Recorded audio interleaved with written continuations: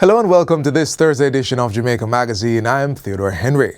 On the show today, we talk infrastructure development, take you inside Jamaica's essential oils industry, and share big plans for creative and cultural industries.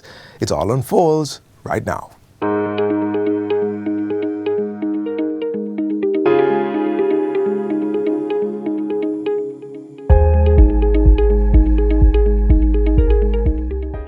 Hi Jamaica, this is Pernell Charles Jr., your Minister of Agriculture and Fisheries. April is recognized as Farmers Month, and that's the time for us to celebrate our noble, hardworking and resilient farmers and fishers. Our food heroes have led Jamaica through some of the most difficult times. Whether it is pandemic, global conflict or climate change, you have continued to persist and exceed expectations. So we want to thank you for 7 consecutive quarters of growth in the agricultural sector, and assure you that the Ministry of Agriculture and Fisheries will continue to give the necessary support so that you can continue to be the food heroes that you are. Farming is viable and food security is everybody's business. So, as we celebrate Farmers Month, we want to urge all Jamaicans to get on board and grow smart and eat smart. One love.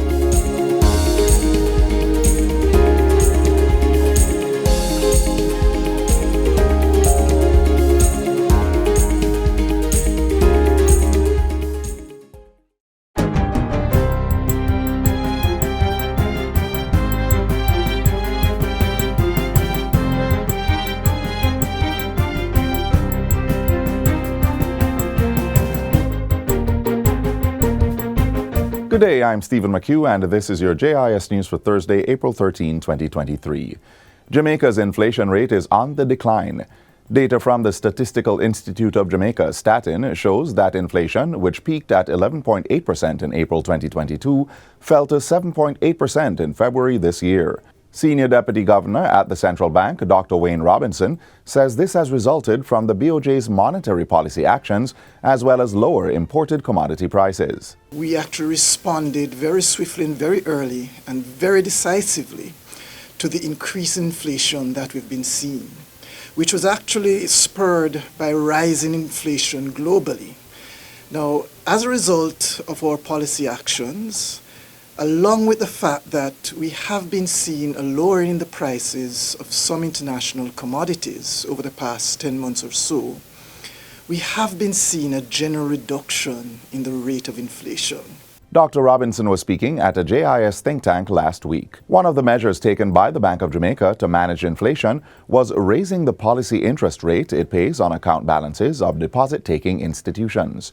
This is in addition to reducing the volume of Jamaican dollar liquidity in the banking system.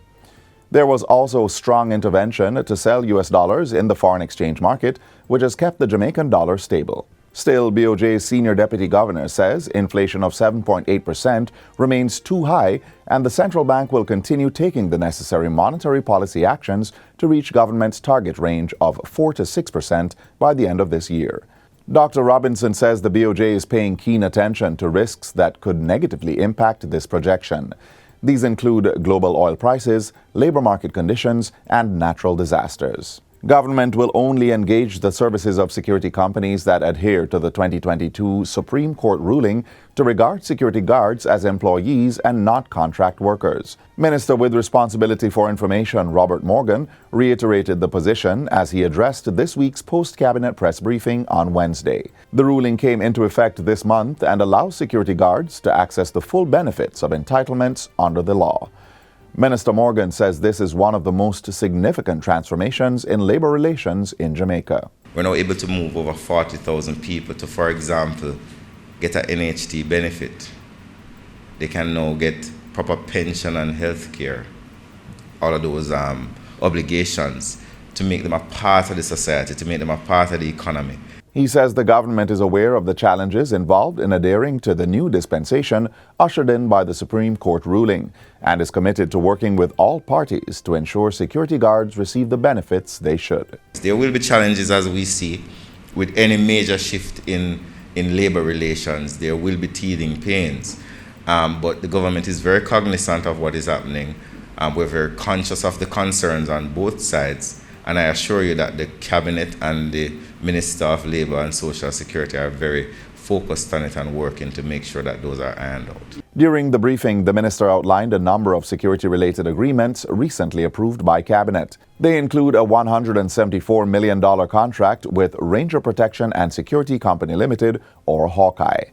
The company is being contracted by the Kingston and St. Andrew Municipal Corporation to provide security services for the municipality. King Alarm Services Limited is also being engaged to provide security for the University of Technology.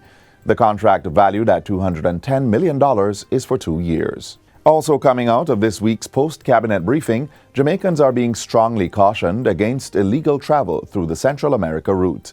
The warning comes from Minister of Foreign Affairs and Foreign Trade, Senator Kamina Johnson-Smith. Official data from the Passport Immigration and Citizenship Agency, PICA, show that between 2018 and March 31, 2023, 143 Jamaicans were refused entry to Mexico and 2,167 to Panama. 81 Jamaicans were also deported from Panama during the same period. Figures from Belize are being verified by PICA. Minister Johnson-Smith says although the numbers are relatively small, they are of concern to the government. The government of Jamaica, however, does continue to consult at varying different levels with our partners in Belize, Mexico, and Panama. We are very concerned that Jamaicans are taking decisions to travel in circumstances that are extremely risky, and in some cases taking children with them, exposing them to dangerous situations including kidnapping, trafficking, and even death. She says that while most Jamaican travelers do so lawfully and for legitimate reasons, the illegal actions of a few affect the immigration experience of all who travel with the national passport. We're increasing the security within the passport, embedded in the passport, to ensure that it cannot be replicated, that our border control procedures are stronger, our customs processes are stronger. All of these things are to seek greater facilitation of movement with a Jamaican passport. And actions and decisions like this, they really do fight against the efforts of the government, and they do affect the reputation of the passport and the immigration experience of our lawful travelers. The Foreign Affairs Minister warns that with Panama being the route of entry to Mexico and Belize, heightened surveillance measures have been put in place in that country. Immigration officials in Panama are also trained to detect coached responses during their immigration interviews. In other news, more than 120,000 Jamaicans have received life-saving treatment and care under the government's Enhancing Healthcare Services Delivery Project at a cost of over $3 billion. Minister of Health and Wellness Dr. Christopher Tufton outlined the achievement during a recent function to hand over medical equipment to the University Hospital of the West Indies. The public-private partnership arrangement was instituted in September 2019. Through it, patients in the public health sector have benefited from free diagnostic services such as CT scans, MRIs, ultrasounds, mammograms, and fluoroscopic studies through private providers. We have saved hundreds and thousands of lives. The PPP arrangement remains useful and valuable and should be given some credit for helping a lot of Jamaicans. The Enhancing Healthcare Services Delivery Project is part of the Health Ministry's strategy to reduce wait times at public healthcare facilities. And finally, the National Water Commission, NWC, is considering the use of treated wastewater to fight fires. Acting Corporate Public Relations Manager at the NWC, Delana Williams, says this is to ensure that water remains available to the nation's firefighting unit, particularly during periods of drought. He assures that in situations where large volumes of water are needed to extinguish fires, the NWC will move with urgency to facilitate the demand without compromising customers.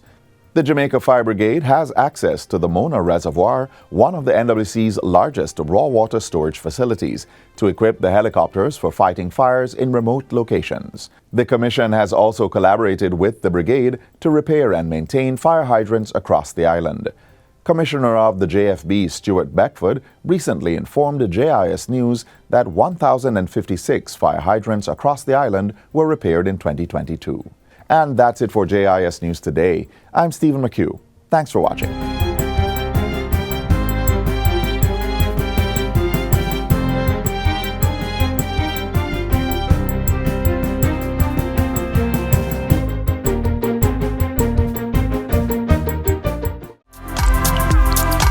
If we ignore road signs, the consequences can be deadly. The new Road Traffic Act is about saving lives and driving us all to arrive alive. Help to maintain law and order on our nation's thoroughfares. Be a good road user. Obey the road signs. Help us save lives on our roads. Up next, a look at work being done on the Maypen to Williamsfield leg of the South Coast Highway Improvement Project. Work is almost completed and the roadway is scheduled to open later this year.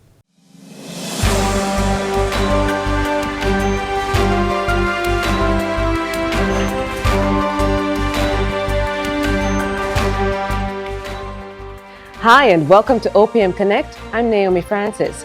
Today we look at infrastructure development and highway improvement projects highlighted by Prime Minister Andrew Holness in his 2023 budget presentation. What does it mean for you and how will it impact and improve your life? The National Road Operating and Constructing Company Limited, NROC, is currently executing two major projects. The first is the South Coast Highway Improvement Project, Part A, from Maypen to Williamsfield, constructing approximately 23 kilometers of a 4-lane highway and upgrading of approximately 5 kilometers of the existing Melrose Hill bypass to a 4-lane rural arterially divided highway. This is now 90% complete and will be open in August 2023. So let's hear from Mr. Stephen Edwards, the Managing Director of NROC, the agency leading the highway development. So NROC is responsible for building the toll roads across Jamaica. Right now we are at the start point for the Maypen to Williamsfield leg of Highway 2000. This project started in September 2019 and we're at approximately 90% completion. The project starts at Maypen at the old roundabout at Maypen and goes all the way into Williamsfield in Manchester. That's about 29 kilometers of roadway, of highway roadway. 603 local persons are employed on this project. The start point is marked by the Rio Mino Bridge. There's an old Rio Mino Bridge which is adjacent to the new Rio Mino Bridge that we are at right now, that is right behind me. So persons who are familiar with the Maypen area would understand that when the Rio Mino is at capacity, the water level comes up almost to the level of the old bridge. So for the bridge behind us, this new bridge that is part of the highway construction, the new bridge is higher than the old bridge and it is wider than the old bridge to accommodate for that storm event. The bridge itself is 150 meters long, which will make it the largest 4-lane bridge in Jamaica. The new highway alignment will enable goods and services to traverse that corridor much more quickly and much more efficiently. Overall, the project will reduce the travel time between Maypen and Williamsfield to below 15 minutes, which is incredible. We're excited about it. The overall goal is to build out a modern, efficient highway network across Jamaica. So Jamaicans will be aware that we have two major highway alignments right now. We have the North-South Highway and the East-West Highway, which are not currently linked. The idea is that we want the entire network to be linked so that users will not have to come off one highway to enter another one, making travel across Jamaica more seamless and efficient. And now let's hear from some of the workers on this historic highway project. It is very, very good for this alignment, this highway to run through the whole community, because trust me, it brings up it gives it a highlight, it gives the whole place a highlight. So, well, I feel good. I am from a nearby community and stuff, and my kids get to see the highway passing through us and stuff, and I am here working on the highway and stuff, so it's a great impact on my family because I get to provide certain stuff for them. So. Thanks to the workers and thanks to Stephen Edwards for talking with us about this historic highway project. And that's it for OPM Connect. For more information on what the government is doing to impact your life, follow the OPM and the Prime Minister on all socials at Andrew Holness JM and on YouTube at Andrew Michael Holness/JM. And look out for OPM Connect on your favorite station and online.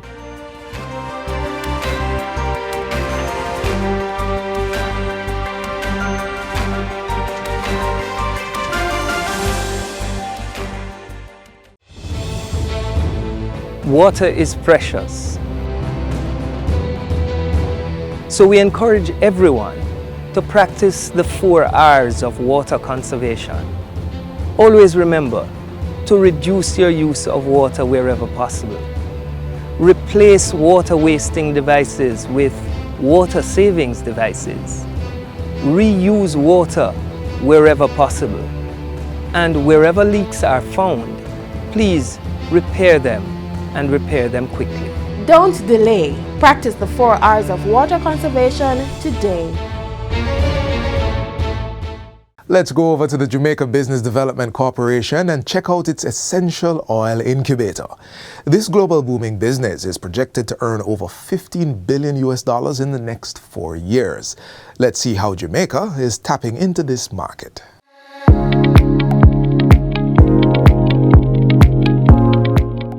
Essential oils are basically extracts made by steaming or pressing various parts of a plant, such as the flowers, bark, leaves, or fruit, to capture the components that produce fragrance.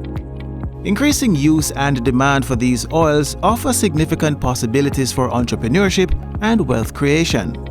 And more Jamaicans now have the opportunity to tap into this income stream through the newly created Jamaica Business Development Corporation JBDC Essential Oils Incubator. The Essential Oil Project presents an opportunity for manufacturers across diverse industries such as food processing, fragrance, and cosmetics.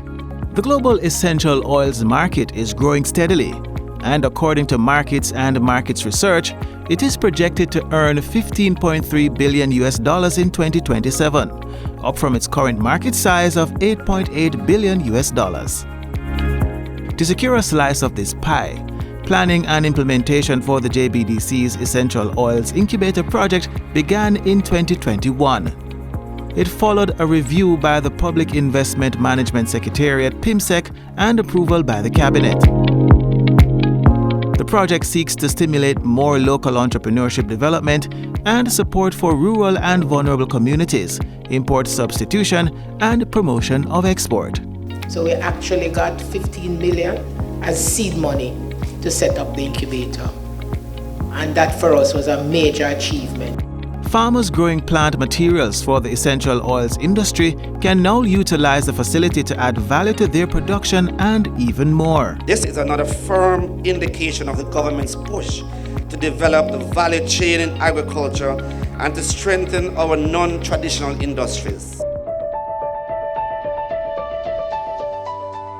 The impact of increased homemade products will be significant in reversing the current trend, where about 80% of essential oils used locally is imported. We need to reduce our import bill. There's no doubt about that. So why don't we provide for the needs of our own people by using what we have? Why not? The model being promoted entails 1. A facility that provide incubator space for use by clients who will process their own raw materials, stimulating entrepreneurship within and in their surrounding communities. 2. Capacity building to be targeted to our processors. This group will benefit from trainings in product development, good manufacturing practices, supply chain management, and business development skills. The JBDC Essential Oils Incubator is a 2,400 square foot facility. It is equipped with amenities for washing, chopping and sizing raw materials, as well as steam distillation units of varying capacities. It also boasts a manual and an electrical 20-liter hydraulic press for mechanical extraction. This is useful for persons doing cold press oil. There is also a peristaltic filler, and a small laboratory equipped to do some of the standard tests required on essential oils that will be produced in the space. And when we say from concept to market, which is our byline, it means that the whole value chain have opportunities, and we want the oil to work, to get all the wheels turning, so that we really have full benefit at the end of the day. Projections are that 4,500 people will be impacted by the end of the 4-year cycle of this particular project. In Jamaica, we have the raw material for the oils, which are in high demand: ginger, turmeric, lemongrass, pimento, castor oils, coconut oil. Demand for these products is being fueled by an increased perception amongst consumers of the health benefits, therapeutic and otherwise. Some plant-derived essential oils are said to have antibacterial and antifungal properties, and there are those used for aromatherapy to treat a wide range of conditions, including anxiety, pain and insomnia. So farmers, consider how you can take advantage of this new facility that JBDC is making available and engage them for the necessary partnership. They are providing a facility as well as training on good manufacturing processes, supply chain management, and business development skills. It's not just growing. Growing is that primary production. You get the least from primary production. The opportunity for business along the value chain extends from just farming the raw materials to operating a processing facility, supplying equipment and packaging, transportation, warehousing, and marketing. And if any of this strikes your passion, rest assured the JBDC is ready to take you from concept to market.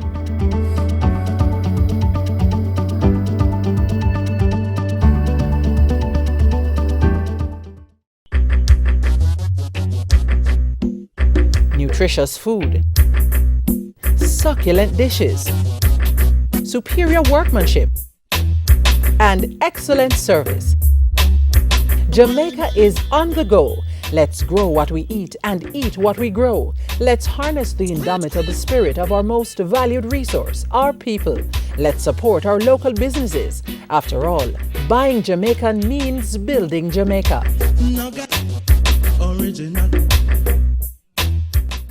We turn our attention now to the creative and cultural sectors. A chat with the Business Development Corporation gives us a look at the broader plan to gather data on these industries and map them with investments and markets to realize the unlimited potential.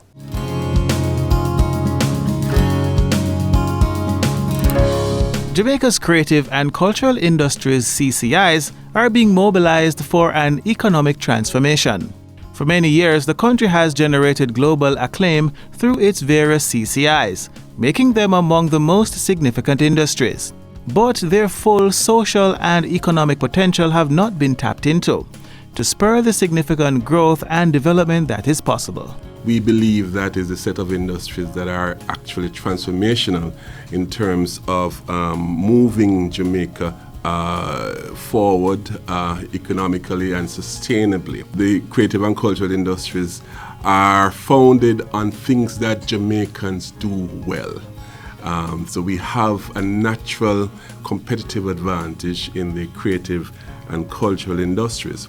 As a matter of fact, when you think about brand Jamaica and what defines brand Jamaica, certainly externally, is really it's really founded in the creative and cultural industries.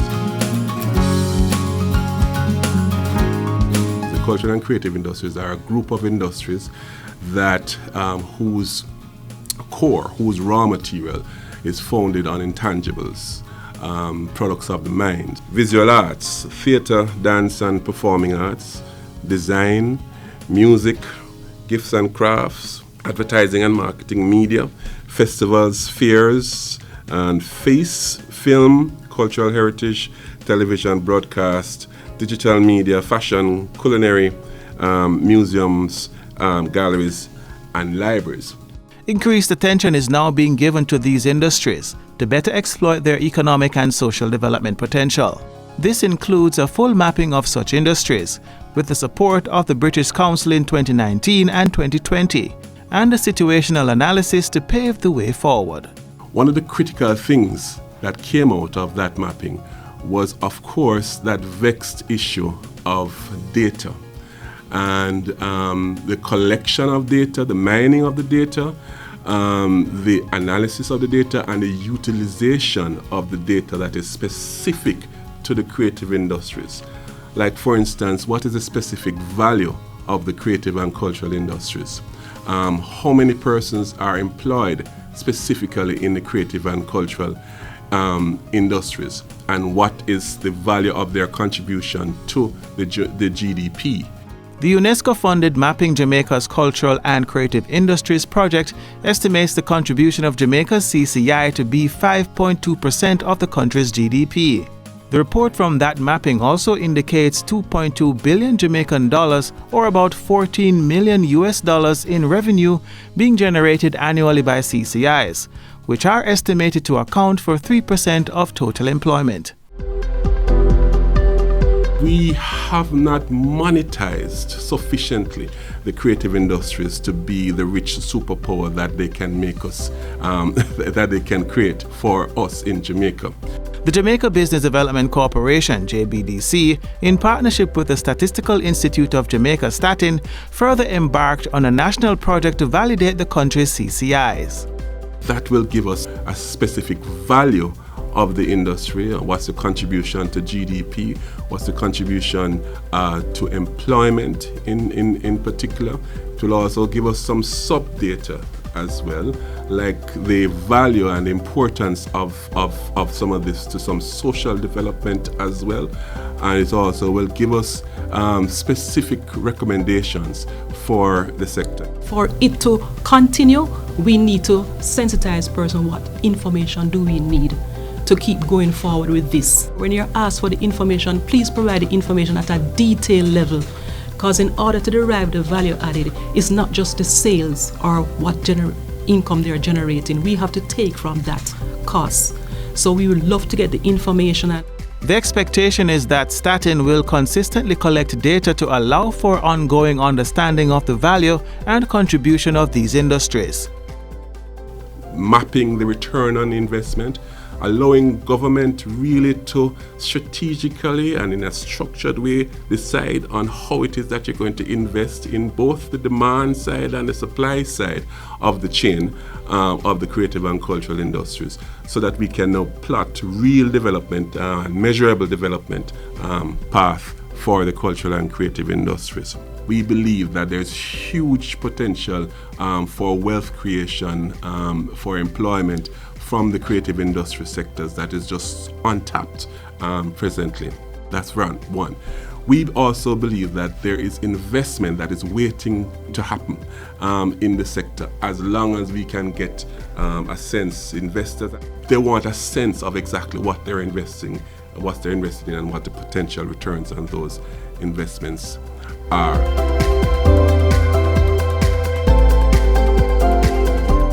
This is all the time we have for today, but be sure to join us again tomorrow when we bring you another informative program. In the meantime, stay connected via our website, jis.gov.jm. And while you're online, send your feedback to Jamaica Magazine at jis.gov.jm or via tweet at JIS News. You may also find us on all the major social media platforms and through our mobile app that's Android and iOS compatible. On behalf of the production crew, I'm Theodore Henry. Take care. This has been a production of the Jamaica Information Service, the voice of Jamaica.